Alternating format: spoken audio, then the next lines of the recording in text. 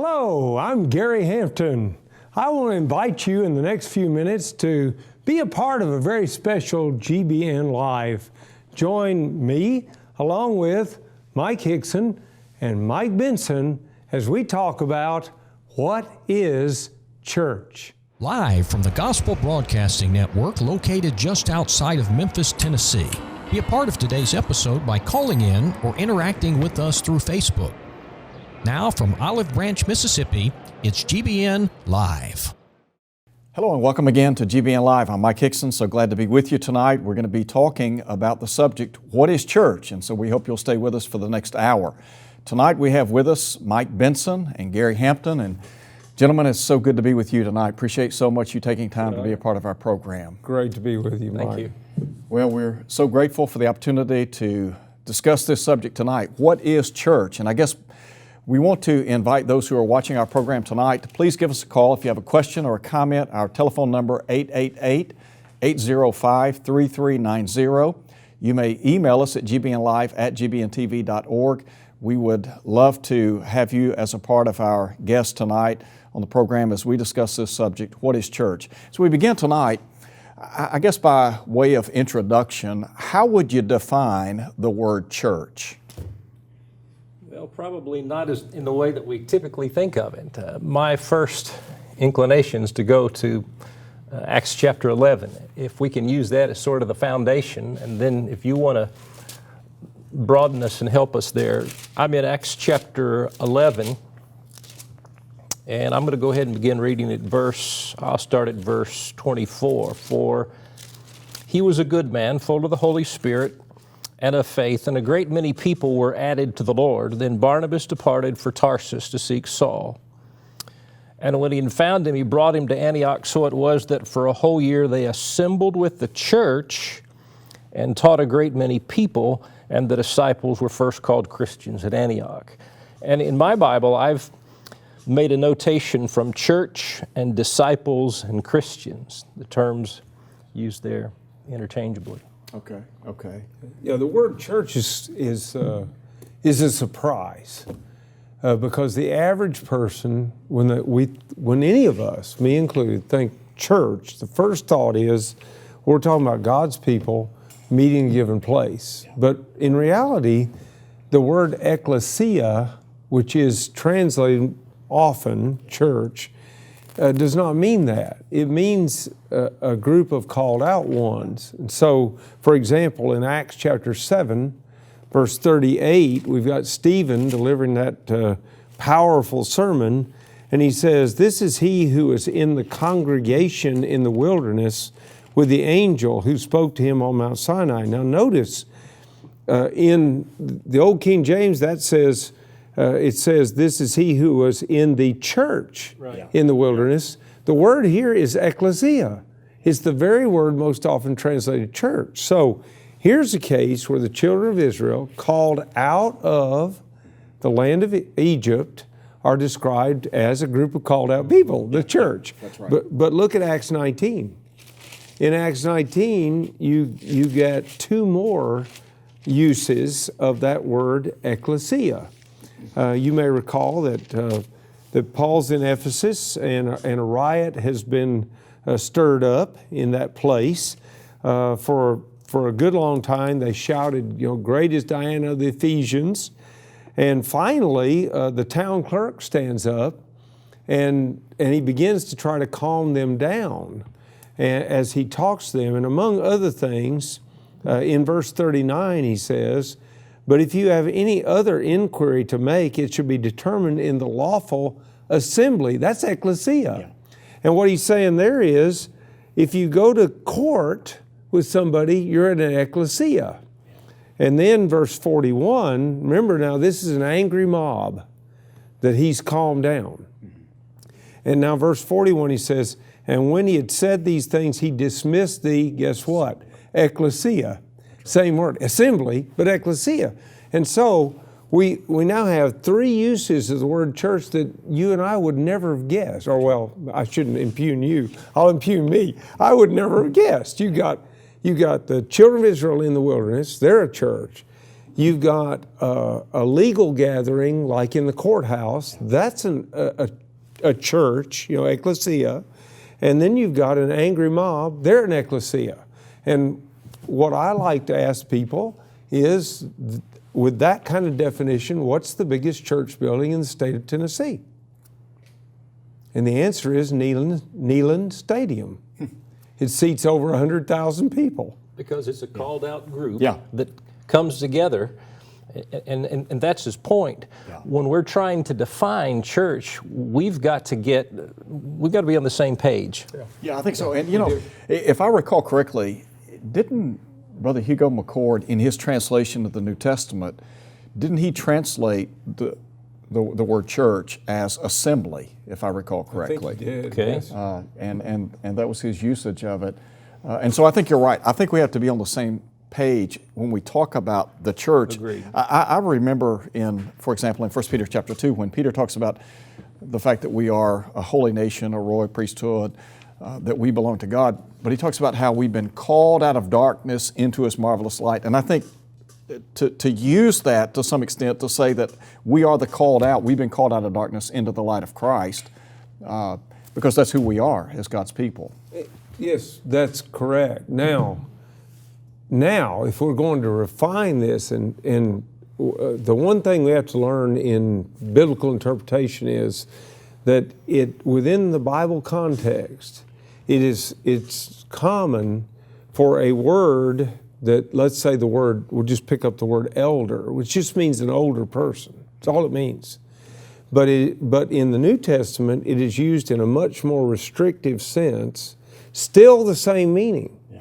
You got to be an older man to be an elder in the Lord's church, but it's used in a refined way. So now we've realized that the word church or ecclesia is being used in a refined way, and once we get there, then I want to go to like Ephesians chapter 1. And in Ephesians chapter 1, we've got God the Father being described and what He did for Jesus. And in verse 22, he says, and He put all things under His feet and gave Him to be the head over all things to the church, which is His body, the fullness of Him that filleth all in all. So now, in this passage, we come to realize we've got a refined usage of this. Jesus is the head of the church, which is His body. So if you go over to chapter 4, then you get Paul going into these ones, and he starts off right off the bat. Verse 4, there is one body. So in the New Testament, most often, not always, but most often, the word church refers to the body of Christ. Right, that's right. Okay. So I guess since we've talked about the church, the body, let's just, I guess for the sake of our program tonight, introduce the kingdom into this discussion, because the term is used sometimes interchangeably, but as you said, sometimes there are different usages. In other words, it may refer to a physical kingdom, for example, Babylon, or the Medes and the Persians, etc. Right. So, and there are people today that have difficulty understanding that sometimes in Scripture, for example, in Matthew chapter 16, the word kingdom and church would be interchangeable. Yeah. Well, when we look back in the Old Testament, we see the word that is used as kingdom. And it's not surprising in the first century when the disciples are following Jesus, they're anticipating a physical kingdom. They're looking, in fact, in Acts chapter 1, before the church kingdom was established, they're saying, Lord, will you at this time establish the kingdom? And it might be helpful just to go to Matthew 16 and talk about that and then compare it to some other passages. Well, and in light of that, what about what Jesus said in John chapter 18 when He talked about my kingdom? He said it's not of this world. That's right. So I'm sorry, go ahead. No, I just wanted, and you made an excellent point. Well, let's where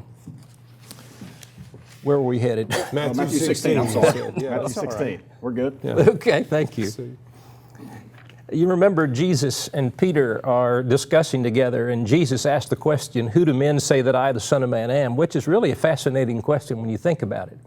Some say Elijah, some say Jeremiah, which is, mine blowing when you think about it, because their thinking is that Jesus is some sort of resurrected Old Testament prophet. And Jesus said, "But who do you say that I am?" He said, "You are the Christ, the Son of the living God."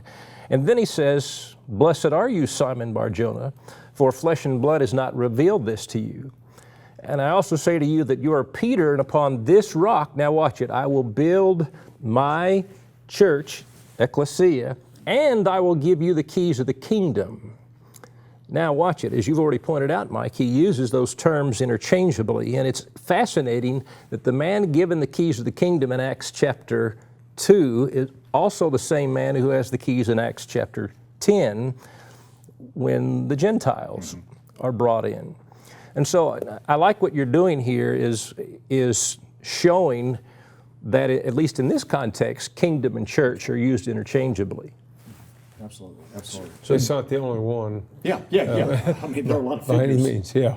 No doubt. Right. So as we think, and I guess, again, by way of introducing this whole program tonight and the concept of what is church, sometimes we hear people say, "I'm going to church." Right. And I think about that as a common phrase that is typically used by people in and out of the church. So when we talk about the church, a lot of people have in their minds it's a physical entity, a building. But what we're talking about is a spiritual entity, which is basically comprised of people, correct? Yes, exactly. And so that you get some interesting expressions. If you go back to Ephesians, where we were earlier, at the end of Ephesians chapter 2, you come across a rather interesting discussion, not using, I will quickly say, actually the word church in this particular case, but listen to him as you pick up at the very end of the chapter. He says, verse 19, "Now therefore you are no longer strangers and foreigners, but fellow citizens with the saints and members of the household of God, having been built on the foundation of the apostles and prophets, Jesus Christ himself being the chief cornerstone, in whom the whole building, being fitted together, grows into a holy temple in the Lord, in whom you also are being built together for a dwelling place of God in the Spirit." Now, there are two words that are in the New Testament are translated temple. The first word is the word hieron, which if you're bringing it over into English, you might spell it, and I've got to be careful because we're just transliterating, but it would be like H-I-E-R-O-N, hieron. And that describes the temple and everything that went with it. So like at one of our church buildings, it would be the church building, it would be the grass, it'd be the parking lot, it'd be the lights, it'd be whatever, everything that's associated with it. The second word that is translated temple in the New Testament is the word naos. And naos, which I guess we'd spell N-A-O-S in English, that word literally describes the dwelling place of God. Okay. And that is the word used here. So when you say we're not going to a physical building, we're going to assemble together and God's going to indwell us, we're talking about us, right. the people. And it might be a good training opportunity, particularly when we're talking to our children, rather than say, we're not going to church because we are the church. That's right. Well, and in 1 Corinthians chapter 3, Paul talks about the temple. Same word. So, got a call on the line. Fred's with us tonight. Good to have you on the program, Fred. Thank you very much. Yes, sir. Had a thought about the word church. Okay. And I'll be honest with you, I can understand how people misunderstand this and say I'm going to take grandma to church, or we got to go to the church.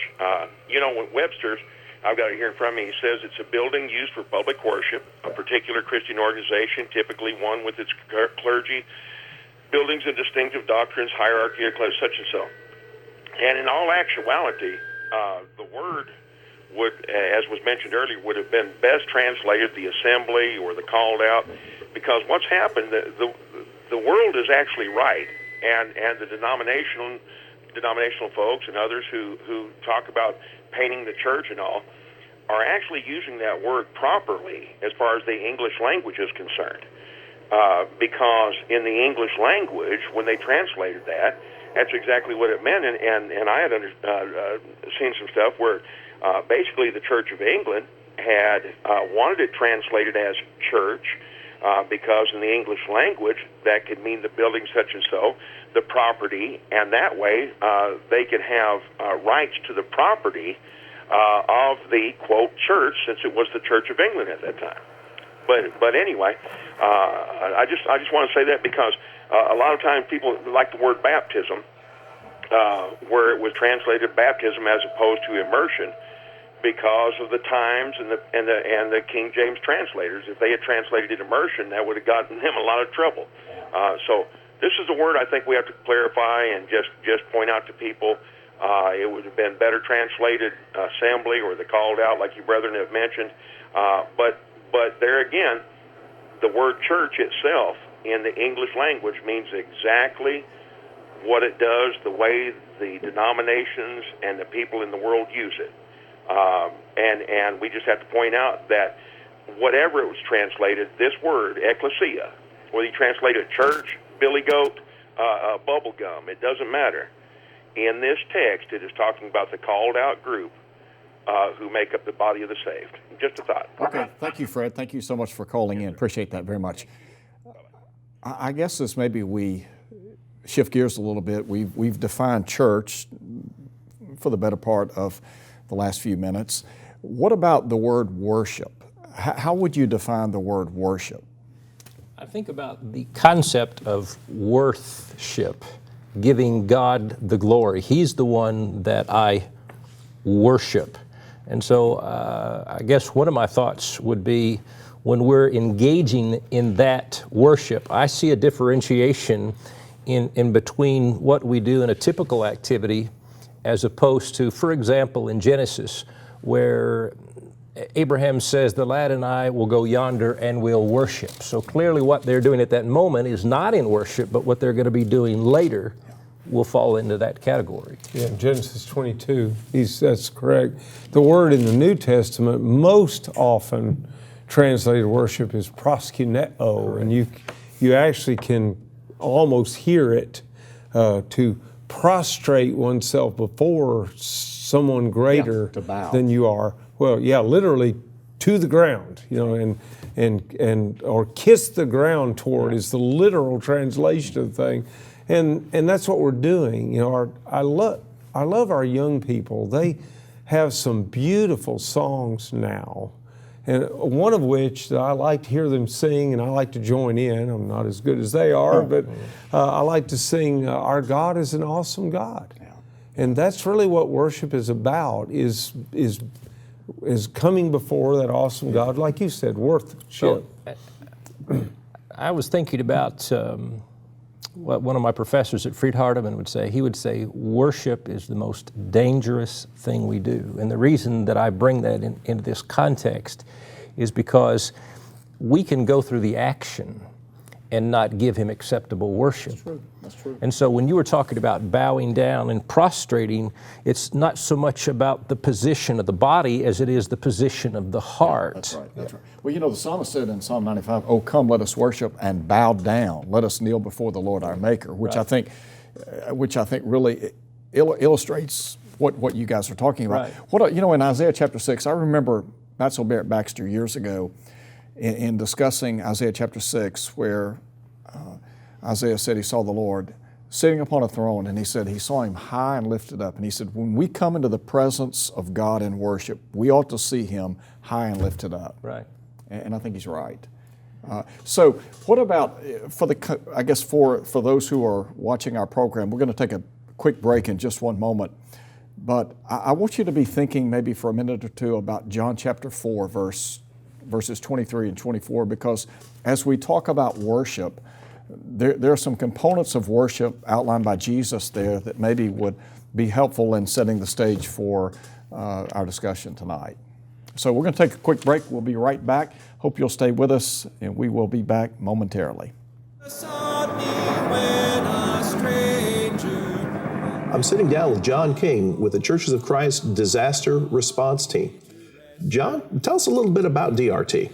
Well, DRT is a response organization that goes in and assists people and churches during a disaster. Typically what we do is we try to find a host church in the area, and we try to support them as they support their community. Typically what we do is we supply manpower, volunteers come in, and then we house them and we support as we go through that. We have some equipment that we bring in with that. We have heavy equipment, we have tool trailers, we have the shower trailer. Of course, everybody needs a shower during that. And then we have a mobile kitchen. So we can pretty much work independent with trying to support that church. So if somebody's in a disaster zone or wants to help folks in the disaster zone, DRT is the place to go? That's true, and you can reach out to us. We have a website you can go look at, and we also have a Facebook page. If you want to get connected, sign up for our email, and we'll send you emails when we're doing something. Fantastic. Thanks so much for being with us, John. To adore thee, may I still thy goodness prove, while the hope of endless glory fills my heart with joy and love. The Gospel Broadcasting Network is proud to bring you GBN Live. To have your questions answered on the program, please call us at 888-805-3390. That's 888-805-3390. Please try to keep your questions relevant to tonight's topic. If you have a different topic that you would like to have discussed on GBN Live, please email your request to gbnlive@gbntv.org, and we will do our best to accommodate your request. Thank you for staying with us. We are talking tonight about what is the church, or what is church. And as we continue our discussion this evening, we want to look at John chapter 4. And I guess by way of context, go back to verse 20 as Jesus engages in a conversation with a woman from Samaria at Jacob's well. And so if you would, talk a little bit about the context and then the components of worship there, if you don't mind. Well, there's an interesting discussion. Of all things, Jesus is talking to a Samaritan woman. She is sort of a Jewish Assyrian half-breed.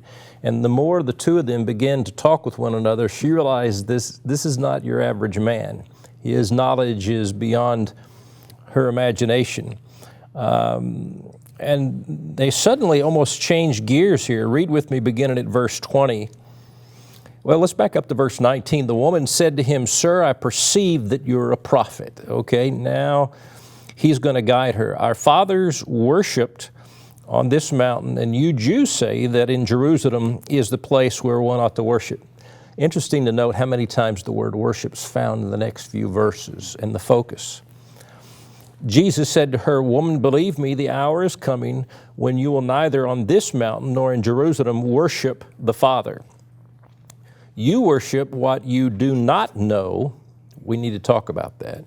"We know what we worship, for salvation is of the Jews, but the hour is coming, and now is, when the true worshipers will worship the Father in spirit and in truth, for the Father is seeking such to worship Him." So there are obviously components here of worship, and what, as we were talking about, giving God the homage, the worship, the bowing down internally here. And then he says in verse 24, God is spirit, and those who worship Him must worship in spirit and in truth. Go ahead, Gary. Well, I think you've made a great point. The point being that there's no way you really worship God if you don't involve your heart. Yeah. It's just not possible. Hey, you've certainly got to follow His will. That's truth. But just as a rote type thing, doing everything that God prescribed is not enough. It's just simply not enough. And we have to admit that with the passage of time, if we're not extremely careful, we can engage in those, can I say, rote behaviors and lose the focus. Yeah, you made me think just a minute ago as you were talking about, you mentioned, the mind has to be engaged. Jesus talked about worshiping God in spirit, the right attitude. And we can be present in the pew, but our minds can be miles and miles away. So as we think about worshiping God, is it possible that sometimes worship becomes somewhat mechanical? which leaves what I would call a very sterile environment in terms of our worship. There's no emotion, there's no feeling, so to speak. We're just kind of going through the mechanics of it, if that makes sense. Is sometimes, as we see in the religious world, and is that we go from one extreme to the other. We seek that emotional connection, and I think it's appropriate to, let's admit, God is God. But at the same time, He's not tangible, and I can't touch Him. And there are those who go to one extreme and seek an emotional release. That's right. And then on the other hand, there are those where it's purely intellectual and there's nothing internalized and there's nothing that's really changed. Yeah. We've simply, forgive me, we've eaten our crackers and drank our juice and patted ourselves on the back that we have been scriptural when all we've done is we've gone through the physical act. And I think you're right. I think that pendulum sometimes swings to extremism. And there's a balance, obviously. Right. But when we talk about worshiping God and being in the presence of God and emotions that are involved, you know, Jesus said we're to love the Lord our God with all of our heart, soul, and mind. That's an emotional response. Mm-hmm. And so when we come to worship and we think about, for example, the Lord's Supper, as you mentioned a moment ago, and you think about Calvary, and you take your mind back to what the Lord did for us, that ought to evoke some emotion. It shouldn't just be an intellectual exercise, as you said. I think I heard Brother McCord say on one occasion, he said at its very essence that worship is an internal, and I don't remember the exact last word, but it happens here within me, and then it comes out. It needs to be experiential. I need to understand communion and fellowship. And when we were talking earlier about church, here's the danger as we talk about going to church and then going through.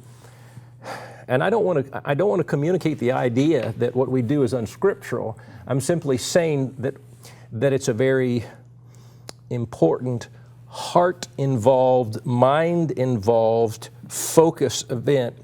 And because we live in a world that has a commercial every so many moments, it's very easy to be distracted or just to lose sight of what we're doing altogether. To check out. Well, you know, 1 Corinthians chapter 11, Paul said, "So let a man examine himself." You know, so I think that's that's what we're talking about. Gary, I'm sorry, I didn't mean to. I thought you might have I think what you say is great.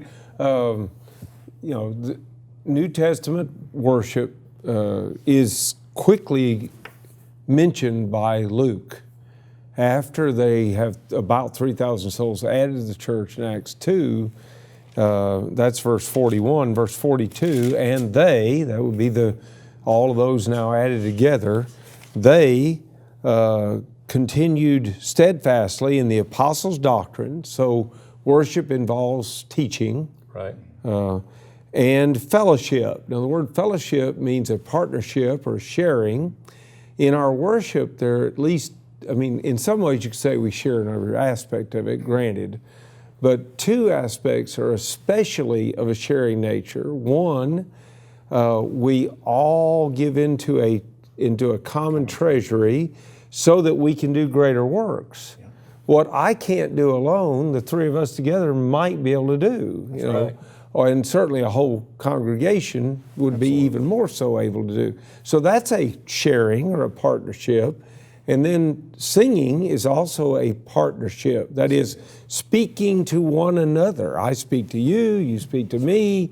That's a sharing. So then we have fellowship, then the breaking of bread, and quite distinct from what we have later where they're eating bread from house to house. This is in a worship assembly. Agreed. So what we've got here is a synecdoche. When I know people say, well, we don't use that kind of language around here, and my answer would be to say, no, well, yeah, we do. It's a figure of speech. Yeah, we do it all the time. You know, if I go into somebody's house and they say, would you like to have a Coke, and then I say, well, what kind do you have? Usually in the South, they're not going to say, well, I said Coke, you dummy, you know, because Coke in the South basically means any kind of carbonated beverage. So this is a synecdoche. That is, the bread is standing for the whole. It's a part that stands for the whole being the bread and the fruit of the vine.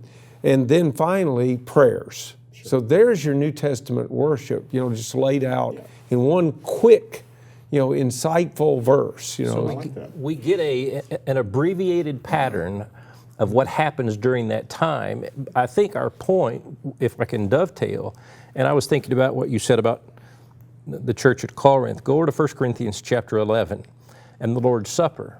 Okay, my understanding is that they've really melded a common meal with the Lord's Supper itself. They're worshiping together, but what kind of worship is occurring on that particular occasion? And Paul said, you know, I can't commend you for what you're doing, because even though you may be together in physical proximity, you're not communing with one another, much less with God. Yeah, and back in chapter 10, he talked about communing with the Lord in that act of worship. And so we've got a question that's come in. Any suggestions on how we can prepare our minds to worship in spirit and not let things in and around us distract us? And then, I guess parenthetically, truth should be taken care of when you are in a sound congregation. What about preparing the mind for worship and avoiding? I remember when I was in college, one of my professors, he used the generic term noise to identify anything that would I guess, prohibit us from focusing on worship. It's a practice that probably we need to go back to, but a lot of what happens on Sunday morning in my belief system is really contingent upon what happens on Saturday. I'm thinking about what's going to be happening. My mind, I've watched my mother for years who would go over her Bible class lesson one more time. I know of some brethren who get their shoes and their clothes and everything together so that Sunday morning is not this hectic rush together, get there at the last minute. And so if the individual is asking what are some practical things, probably try to work on some new disciplines and habits on Saturday to prepare for Sunday. Even Sunday morning, I notice, for example, my wife on other days of the week when she is going in, getting ready for the day, may watch. She particularly likes Antiques Roadshow, so she may watch Antiques Roadshow, on a YouTube video or something. But on the Lord's Day, she'll listen and watch something else. Pertaining to the church. She's listening to some beautiful a cappella music in which they're praising God and so forth. We do the same thing. And on the way to the church building, we try not to talk about the football game that happened yesterday or what we're going to do this afternoon for lunch, or we try to talk about what we're getting ready to go do and preparing ourselves. These are just some things. I mean, there's no... and if I had one really... And my guess is that you would agree with me. If I had one really important, thought to throw into this, rest is so essential. That's true.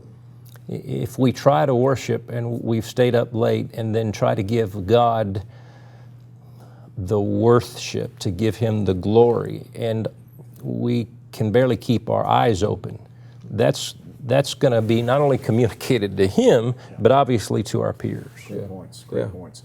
One of the questions that we want to deal with tonight, and I know that it's going to take some time to unpack this question, but what is the practice of quote-unquote children's church? Because I know that that's one of the dynamics that's in play today, and I know as we discussed earlier, there are a number of ways that term is used. So how would you, I'm sorry. No, I just wanted to say, if we're going to go this route, we have to do the same thing when we're talking about the church. We've got to define terms here. Yeah. So when we talk about children's church,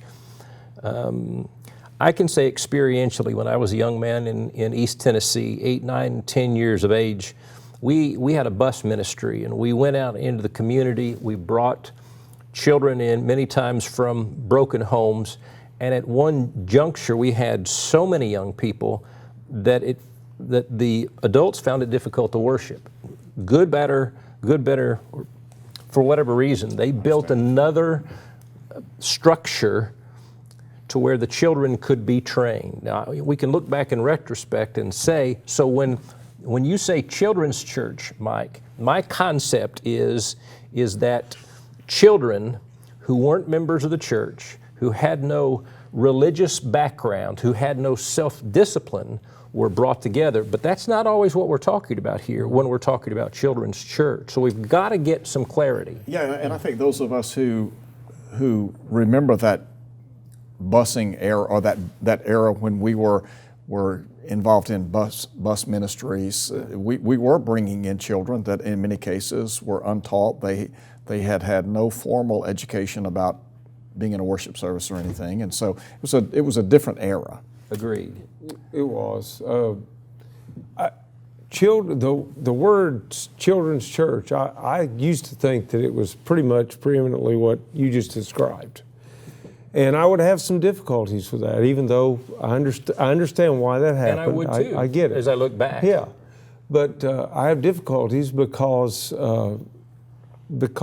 I believe that children learn best in an assembly when they're watching their parents and other adults do this. Now, I know that where Brother Nichols was, down in Jasper, Alabama, that they basically assigned a grandparent, put that in quotes, a grandparent to each of these bust-in children, and these grandparents, so to speak, would teach them, so that they could participate. I think that's much more effective. Don't you think, I was thinking about back in the book of Exodus in chapters 12 and 13, when God instituted the Passover. Right. And you remember in chapter 13, he talked about sanctifying, setting apart the firstborn. And then God talked to the children of Israel and basically said, you know what, this can be a teaching moment to your children. When your sons ask you, why did you do this? This is the opportunity for you to share, okay, here's exactly why we do it. So as you said a moment ago, when we come together on the first day of the week and we engage in the various acts of worship, it gives us the opportunity at maybe a later time to say, okay, here's why we sing. Here's why we study God's Word or partake of the Lord's Supper. And every child who's ever sat in the assembly any length of time will ask Mom and Daddy, why can't I have some when it comes to the Lord's Supper? And my parents did an excellent job. I understand that. And what Mom and Daddy taught me was that, sweetheart, this food is not for the belly, it's for the heart. And I love your point, by the way, back in Exodus. I was looking in Exodus chapter 12 when they were taking the blood of the lamb, and the kids said, in verse 26, and it shall be that when your children say to you, what do you mean by this service? That you shall say, it is the Passover sacrifice. So when we talk again about children's church today, I'm still confused on some level because congregationally what one may practice and what they inherently hear is not necessarily what another congregation is. And so we've still got to define terms. Right. I think we mutually agree that our children must be taught. That's right, absolutely. Yeah. Some places, though, don't use the term the way you've described it. They use the term to describe how they'll go through the worship assembly. They basically have done everything except the teaching, the apostles' doctrine. And at that point, they dismiss a younger set, and the elders, wherever that is, set that age limit both ways. And they have, in the place where I'm most familiar with it, they have rotating teachers so that no single adult is taken away from hearing the sermon every week. Every week. They maybe once every 8 weeks or 13 weeks, or wherever it might be. And they take those children and they have a class in which they teach them on their idea is on their level. Instead of the sermon. Instead of the sermon. And they call that children's church. I'm not, I have no way of, Okay. of saying that that's what I would do. Yeah, if we're talking about that, I think that's part of our point. Correct me if I'm wrong here, guys, because I learned discipline. I had some wonderful, great gospel preachers when I was a child.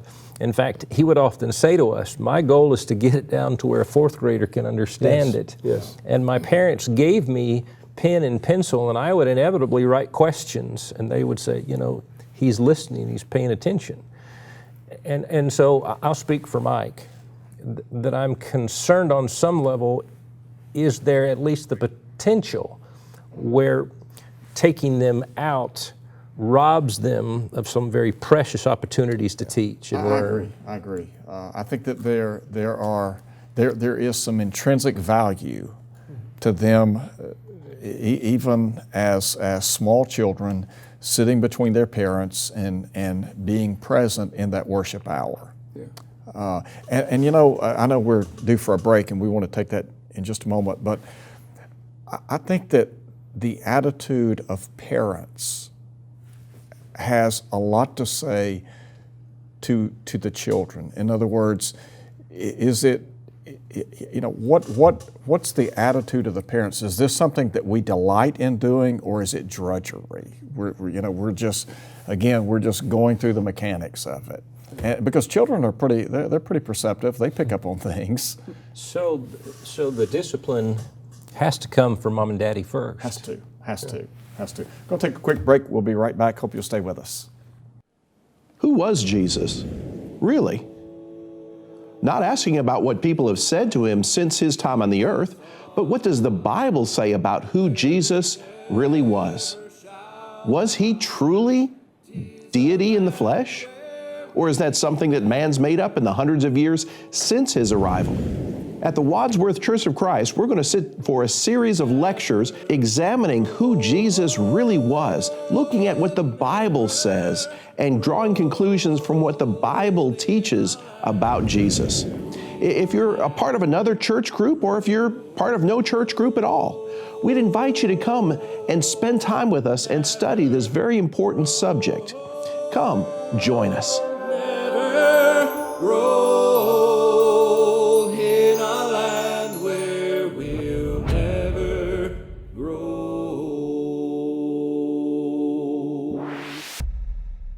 You can watch the latest episodes of GBNLive on YouTube after tonight's show.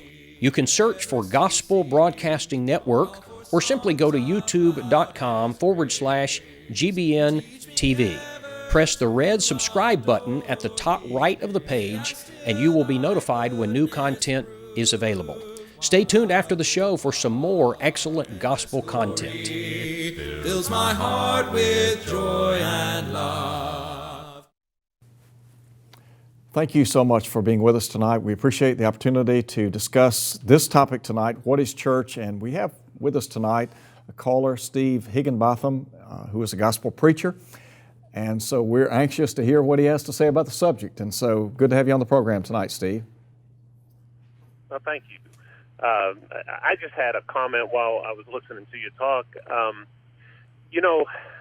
Sometimes, and I don't doubt the sincerity and the motive to segregate young people and to give them age-appropriate instruction. That's a worthwhile cause. However, I think that we miss, or we're not appreciating many of the abstract lessons that a child learns when they're sitting in the assembly next to their mother or father. I agree. Seeing the reverence, the worship, the dedication, the sincerity, all those kind of things. I don't know how you put a value on that. There are more concrete lessons they'll learn in a Bible class, like how many windows did the ark have and why did Lot's wife turn into a pillar of salt.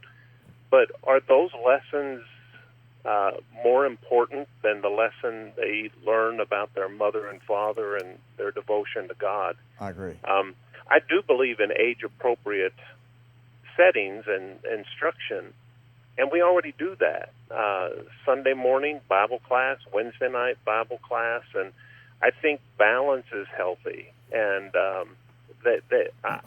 I would hate to have not had the opportunity to sit by my mom and watch. Of course, my dad was preaching, but to sit by my mom and watch the devotion and hear her sing and all those type things.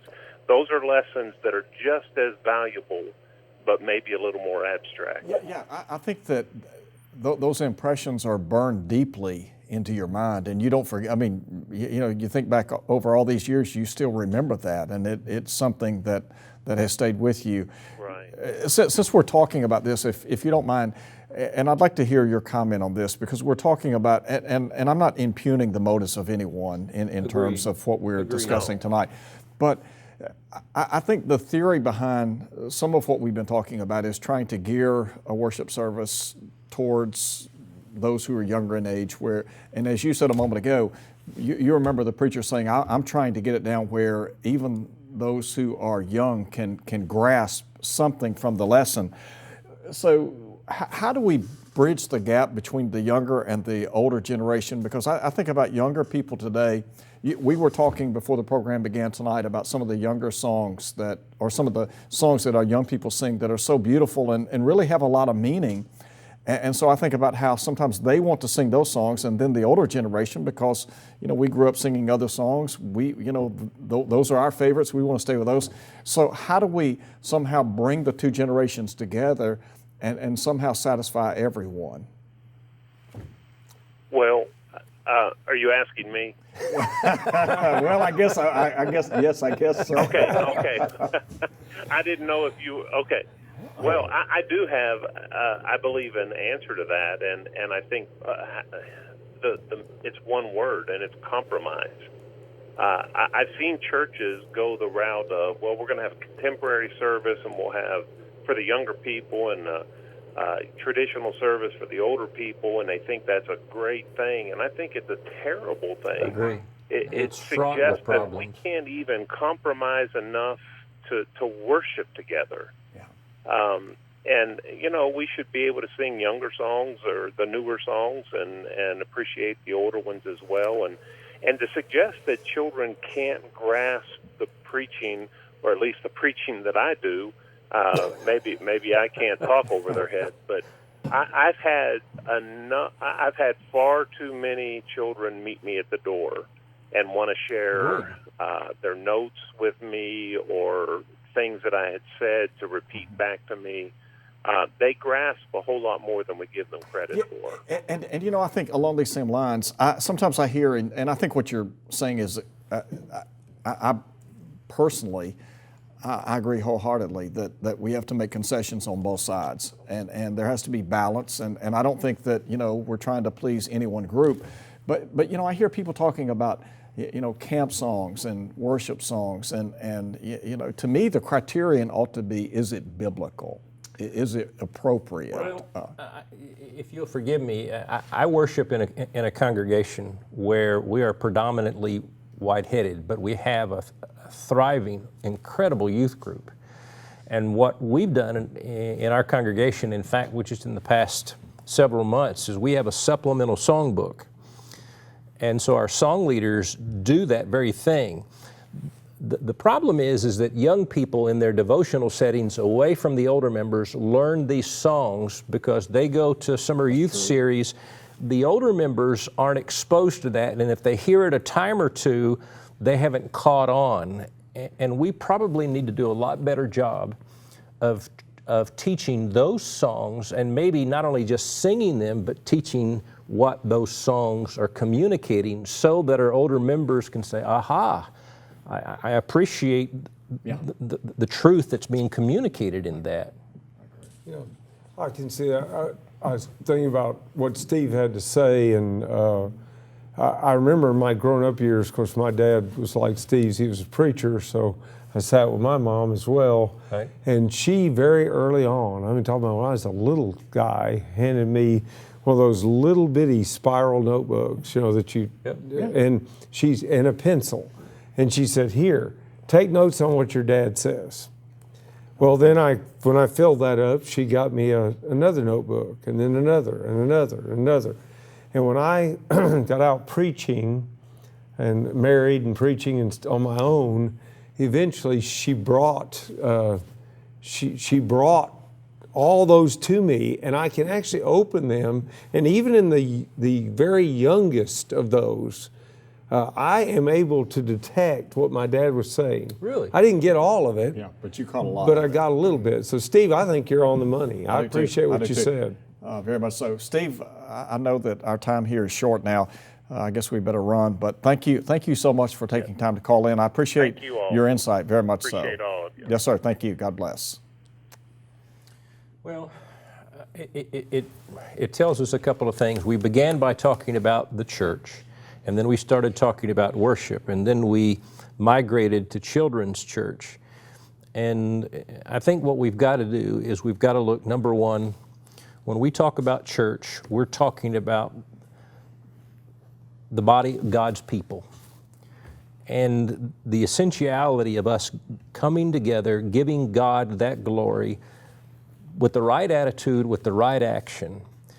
And then when we start talking about children, I think what I hear us saying together is that we're trying to use that opportunity to communicate those values and that truth to them. And do you think that, I know we've got another question we want to take very quickly, but do you think that in our Bible classes, particularly for our younger folks, that we can help to set the stage for what worship is all about by teaching and communicating those truths to them in a Bible class setting? Sure. It has to be more than just a sheet and a coloring sheet. Yeah, I agree. I agree. They have to hear that passion from mom and dad. They have to hear it from the teacher, because all that we're doing is we're planting seeds, we're watering, and we're looking for the growth.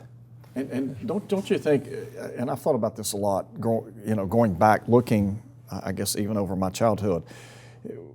I guess as a youngster, we begin learning stories, the stories of the Bible.